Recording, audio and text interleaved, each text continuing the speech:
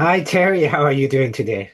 Hey, I'm really great. Thanks. Nice to see you again. How you been? All well? Yeah, so survived PDAC and interesting week for gold last week, and and of course we'll be expecting some volatility in the gold market, but it's a good time for audience to learn about opportunities they can get in for a good position themselves for a long-term bull market, I think.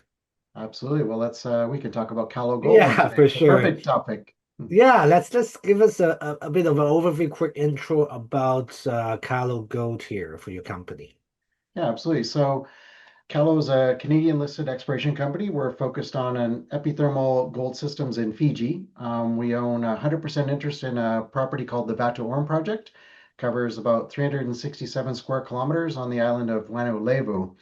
And our exploration work to date has defined a number of large structurally controlled targets across what's called a preserved back arc volcanic setting. Recent drilling in the fall last year at our one of our targets called the Kiryanga complex has returned some very high grade intercepts, including 22 meters of just under 13 grams per ton gold and with some really good high grade subintervals. So these results with our consistent Pathfinder geochemistry and alteration zonation and structural controls indicate that we've got a very nice fertile epithermal gold system. The project hosts more than 25 targets. Only a small portion have been tested to date, Gilbert, and with highlights both the scale of our system and the exploration underway. And so our approach is a very systematic, data driven, and we spend a lot of time integrating geochemistry, geophysics, and our drilling to refine what's most importantly our geological model and test our most prospective targets across what we've interpreted to be a district scale gold system. Great overview. So let's dive in on a few more details here, some of the topics that you mentioned. First of all, I think the region is important to be aware. Fiji, I call it the Ring of Fire. So what are some of the pros and cons in choosing to work in there in terms of exploration?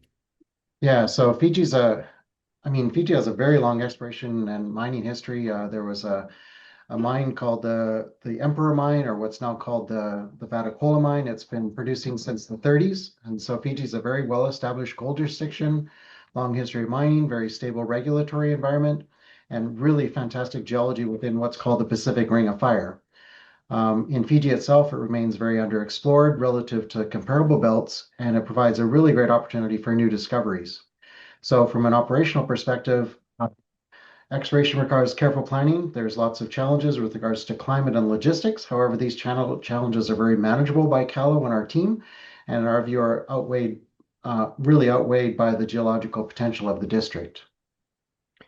So your flagship project is a big project, Fatu Aurum there, and how does it compare to some of the more well-known mines and projects in the region? Let's say Lion One's to Vatu Gold Mine there. Yeah, so the two key mines, there's two operating mines in Fiji. One is called, as you said, Tuvatu, or the Tuvatu Lion One's gold mine, and the second is the Emperor Mine. So Emperor Mine has produced about 7 million ounces of gold to date, and the Lion One project hosts about 1 million ounces. Tuvatu is a little bit different. It's a high-grade narrow vein system that's already in production, and whereas Vatu Aurum is more of an exploration stage project with a very large geological footprint. Our work to date indicates a lot of common similarities between both Tuvatu and between that and the Emperor Mine, where we've got both structurally controlled epithermal veins and also what's called a diatreme-related breccia systems. And so our work at Vatu Aurum is really in understanding how these systems are connected within a much larger framework and identifying the key structural controls that may host the most prospective mineralized zones on Vatu Aurum. So tell us about what's the potential here for Fatu Aurum because you have a few solid Yeah. targets there. What sort Yeah. of exploration program you're doing to try to test these out? So our program right now is testing really the interpretation that Vatu Aurum hosts a vertically preserved epithermal system and has hosts multiple mineralized centers across basically a district scale setting. Currently, our work is focused on identifying what we call feeder structures and fluid pathways. We are confirming our alteration zonation, where our boiling zone indicators are.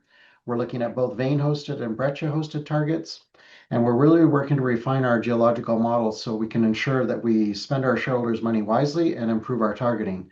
So from a geological perspective, aspects of the system that are comparable to epithermal deposits, the one that I really like to use is the Martha Mine in New Zealand. I think is really a well-preserved sort of comparable to what we have at Vatu Aurum, in which we've got preserved surface expression of mineralization, structural control, and interpretation that relatively narrow surface vein features may connect to a broader mineralized zone at depth.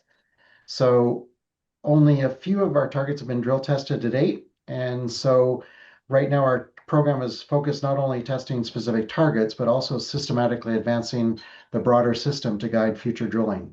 And so really the key for me right now is that I understand that I've got a very nice preservation of high-level epithermal features, which are very important, and it suggests that the system has not been eroded and that the key mineralized zones may occur at depth. That's a pretty interesting scenario there.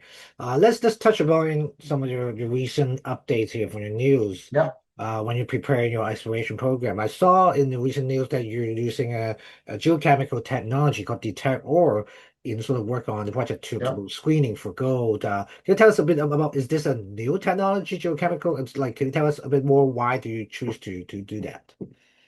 Yeah, this has been a really important change for us, Gilbert, on our work that we've done at Vatu Aurum. Over the last 2 years of our work that we've been doing there, a lot of our turnaround time for soils in particular have been between 3 and 4 months to get geochemical data. So what we've done is that in order to reduce that timeline, we've integrated a rapid field-based geochemical methods, including things like detector, which will analyze for gold. And we also use TerraSpec and XRF analysis, which gives us multi-element geochemistry and clay alteration geochemistry.